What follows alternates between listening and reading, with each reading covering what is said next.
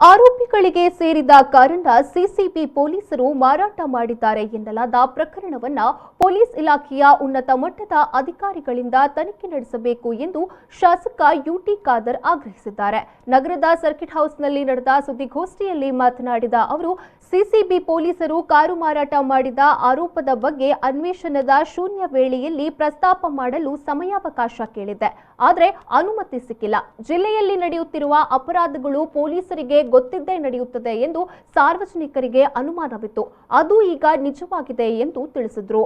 ಈ ಪ್ರಕರಣವನ್ನ ಉನ್ನತ ಮಟ್ಟದಲ್ಲಿ ತನಿಖೆ ಮಾಡಬೇಕು.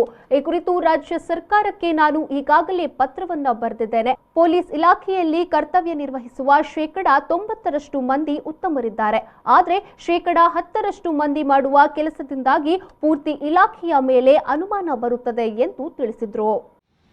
ಈ ಘಟನೆ ಬಹುಶಃ ನಮಗೆಲ್ಲರಿಗೂ ಆಶ್ಚರ್ಯ ಉಂಟು ಮಾಡಿದೆ ಮತ್ತು ಯಾವುದು ಸಂಶಯ ಜನರಿಗಿತ್ತ ಅದು ಇವತ್ತು ನಿಜ ಅಂತ ಸಾಬೀತಾಗಿದೆ.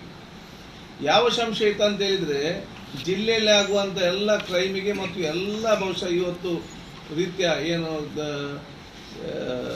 ಕೆಲವೊಂದು ಇದಿದೆಯಲ್ಲ, ಏನು ಏನಾದರೂ ವಹಿವಾಟು, ಈ ವಹಿವಾಟಿಗೆ ಪರೋಕ್ಷವಾಗಿ ಪೊಲೀಸ್ ಇಲಾಖೆಗೆ ಗೊತ್ತಿದ್ದೇ ಆಗುವಂಥ ಭಾವನೆ ಪ್ರತಿಯೊಬ್ಬರಿಗೂ ಕೂಡ ಗೊತ್ತಿತ್ತು. ಯಾವುದೇ ಒಂದು ವಿಚಾರ ಇರಲಿ, ಪೊಲೀಸರಿಗೆ ಗೊತ್ತಿಲ್ಲ, ಅದು ನಡೀತದ.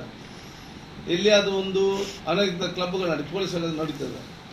ಯಾರಾದರೂ ಒಬ್ಬ ಗಾಂಜನಿರಲಿ, ಪೊಲೀಸ್ ಜನರು ಈ ಮಾತಿತ್ತು, ಪೊಲೀಸರಿಗೆ ಗೊತ್ತಿಲ್ಲ ನಡೀತದ ಅಂತ.